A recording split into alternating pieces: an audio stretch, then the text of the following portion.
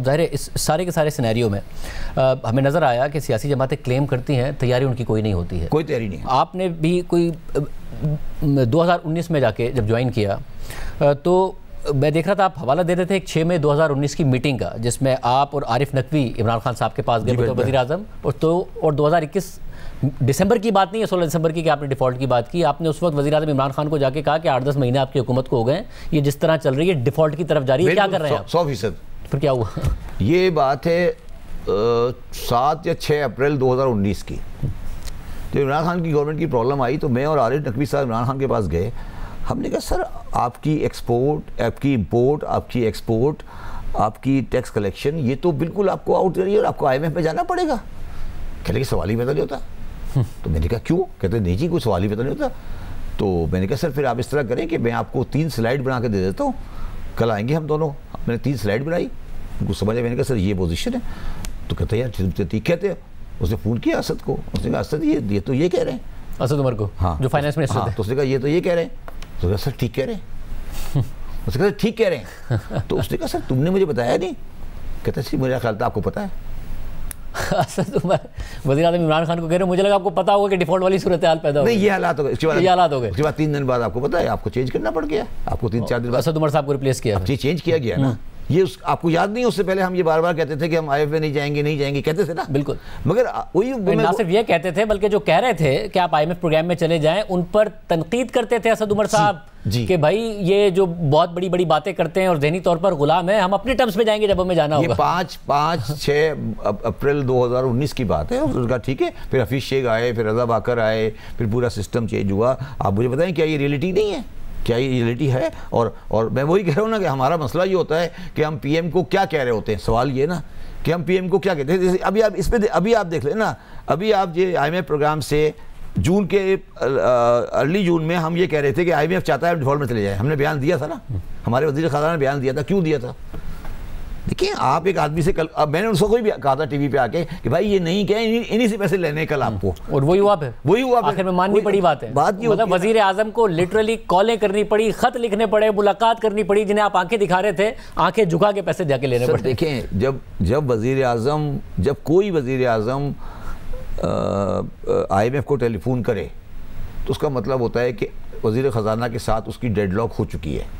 मैं भी डील करता रहा हूँ ना, तो हम इमरान खान के पास उस वक्त जाते थे जब हमें ये लगना होता था कि यार अब कुछ नहीं हो सकता। मैं आपको मिसाल देता हूँ, कंस्ट्रक्शन की स्कीम आई, उसमें एक एमनेस्टी थी। अब IMF वाले एमनेस्टी नहीं मानते थे, तो शेख साहब की डेडलॉक, शेख साहब ने कहा मैं नहीं करूँगा। तो फिर वही बात करनी पड़ी उसे जाके, तो वो प्राइम मिनिस्टर ने बात की। तो प्राइम मिनिस्टर के आने का मतलब ही ये है कि बाकी सब नाकाम हो चुके हैं, टोटल ज़ीरो हो चुका है।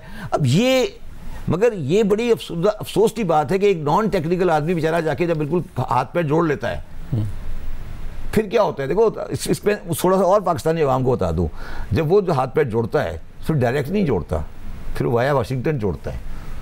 तो वो फिर आप देखिए, फिर उसके लिए कंसिडरेशन होती है, फिर शर्मिंदगियाँ होती हैं, कॉम्प्रोमाइज़ होते हैं।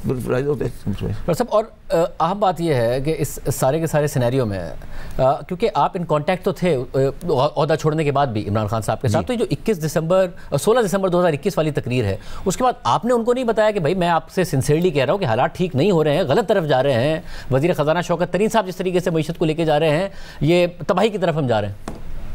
देखिए मैं उनसे कांटेक्ट में था, मैंने उनको हमेशा ये कहा कि आप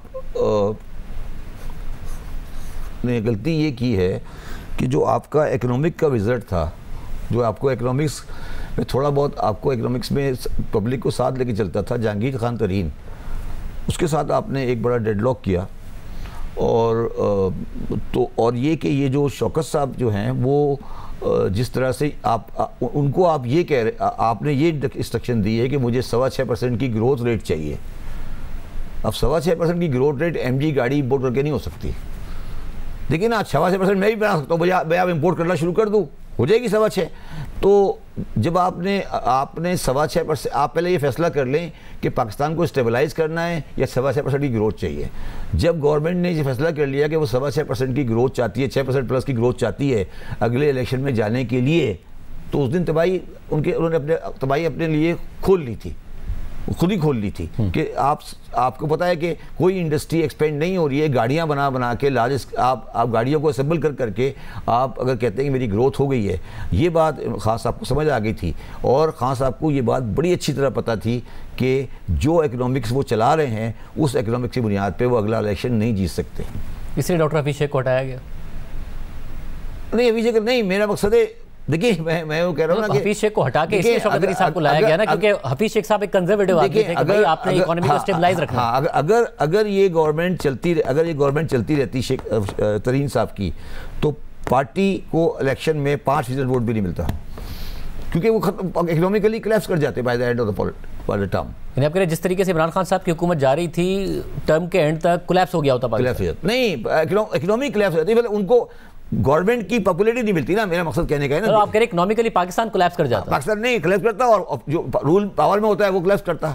तो वो तो पहले हट के तो उनको एक समझ लें एक्सक्यूज मिल गया ना इन दैट सेंस। यानी इस ग्रोथ का फायदा नहीं होना था जो कि इतने बड़े करंट अकाउंट, क्योंकि मुसलसल रिजर्व्स गिर रहे थे, $10 अरब से भी कम हो गए थे, $17.5 अरब का करंट अकाउंट डेफिसिट हो गया था। शाहजेब, मसला पता है क्या है, हमारी सारी गवर्नमेंटें अपने आखिरी साल में एक ग्रोथ बना देती है, और वो ग्रोथ आखिरी साल में जाकर पाकिस्तान के रिजर्व की ऐसी की तैसी फेंक देता है। जो खान अब्बासी की आखिरी गवर्नमेंट देख लें, उसमें हाईएस्ट ग्रोथ पाकिस्तान का $19 अरब, $30 अरब, ठीक है। तो ये जो हमारा तरीका है ना कि हम हर आखिरी साल में बैठकर एक उल्टी पुल्टी ग्रोथ बना देते हैं विदाउट एनीथिंग, और यही हम ये करने जा रहे थे। तो इसमें ये पाकिस्तान के साथ जो होना था वो होता, मगर उनकी पार्टी खत्म हो जाती इकोनॉमिक पॉइंट ऑफ व्यू पे सब। और आपके अगर आप साथ होते तो क्या आपका ये मशवरा होता, क्योंकि ज़रा इस एक जो फैसला है उसके जिम्मेदार तो शौकत तरीन साहब नहीं है, तो इमरान खान साहब का अपना फैसला था कि जाते जाते वो डीरेल कर गए IMF का प्रोग्राम, सब्सिडीज़ अनाउंस कर गए बिजली पर, साथ में पेट्रोल पर। आपका मशवरा ये होता उन्हें, आप समझाते, या उन्हें समझ में आनी नहीं थी जितना आपने साथ काम किया? क्योंकि शौकत तरीन साहब फॉर अ फैक्ट मैं जानता हूँ कि इस चीज़ के हामी नहीं थे कि ये होना चाहिए, मगर फिर भी वो कर गए जाते जाते। देखिए, नहीं, मेरा पता है क्या व्यू है, मेरा हमेशा ये व्यू है उनके बारे में कि बल्कि पाकिस्तान की इकोनॉमिक टीम्स के बारे में कि इनका होमवर्क कंप्लीट नहीं होता, और इनमें से बहुत कम लोग हैं जो प्राइम मिनिस्टर के सामने बोल सकते हैं। तो ये उनकी गलत बात भी मान लेते हैं, और ये कोई लॉन्ग टर्म व्यू नहीं लेते, ठीक है। और यही इमरान खान के साथ भी हो रहा था, और ये नज़र आ रहा था कि ये इकनॉमी नहीं इस तरह चल सकती, एग्रीकल्चर में सीरियस प्रॉब्लम आ गए थे, तो और डिलीवरी नहीं हो पा रही थी।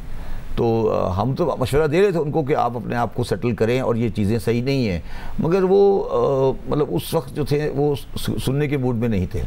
इमरान खान साहब सुनने के मूड में नहीं, वो ये समझते थे कि ठीक है, मतलब वो एक होता है ना, एक आदमी इनविंसिबल समझने लगे अपने आदमी को, या अपने आप को, या इंडिस्पेंसिबल समझने लगे। ठीक है, अगर मैं नाकाम भी हो गया तो ठीक है, पाकिस्तान तो मेरे साथ चलेगा ही ना। जब एक आदमी का सोच ये आ जाती है फिर तो आप कुछ नहीं कर सकते ना। मतलब इंडिस्पेंसिबल इस्टेब्लिशमेंट की सपोर्ट की वजह से फील करते थे, क्योंकि अवाम में तो वो बार बार बाई इलेक्शंस भी हार रहे थे हुकूमत जाने से पहले, नजर आ रहा था कि पॉपुलैरिटी लूज़ की। अब तो खुद भी मानते कि मैं लूज़ कर रहा था, मेरी हुकूमत गिरा के उसके बाद नहीं। वो देखिए, उनका ये हमेशा से, मेरा ज़ाती भी हुआ है, वो ये बिलीव करते थे कि पाकिस्तान में जो बाकी दो लोग पॉलिटिशियंस हैं, मैं उनसे डिफरेंट हूँ, और पब्लिक एक लार्ज मुझे सपोर्ट मिल जाएगी जब भी मैं मास इलेक्शन में जाऊँगा। ये उनका एक बिलीव था। और मैंने उनको बहुत आखिर में भी, जब हटने के बाद भी उनको कहा कि आप साथ बैठें, इनके साथ बैठें, और ये एक पॉलिटिकल सेटलमेंट करें, इलेक्शन कराएं। तो उन्होंने हमेशा वो यही कहते थे, नहीं मैं इनके साथ नहीं बैठूंगा। That's the whole problem, just where he collapsed basically। और आप समझते हैं कि बेहतर होता अगर उनकी अप्रोच डिफरेंट होती? देखो, उनका बिलीव है कि मैं अगर बाहर बैठ जाता हूँ तो मैं भी उसी कैटेगरी में चले जाता हूँ। मगर मेरा सवाल ये है कि ये तो आपका परसेप्शन है ना, आप कह रहे हो कि मैं बराबर डिफरेंट हूँ, मगर क्या मगर जो उनको ज्वाइन करता है वो तो उसके तो गुनाह माफ़ कर देते हैं। वो जिसको पंजाब का सबसे बड़ा डाकू कहते थे, पार्टी का सदर बना दिया। वही तो मैं कह रहा हूँ ना। तो ये जब आप, मेरा ज़ाती व्यू है कि उनको आखिर तक ये ऑफ़र की गई थी, की जा रही, शायद अभी भी की जा रही हो, कि भाई आप साथ बैठे बात करें। ये तो कोई बात नहीं है ना कि यार ये ABCD से तो मैं बात ही नहीं करूँगा, ये तो नहीं हो सकता ना। तो ये जो चीज़ है ना, मेरा अपना ख्याल है इस टेंजेंट पे बात नहीं जानी चाहिए थी, और वो चली गई जाती। और आप देख लें, सारा इशू यही है, और बाकी कोई इशू ही नहीं है कि ये आप कहते हैं कि ABCD से बात नहीं होनी चाहिए। अगर ABCD बात, अगर पॉलिटिकल रियलिटी है तो बात करनी पड़ेगी।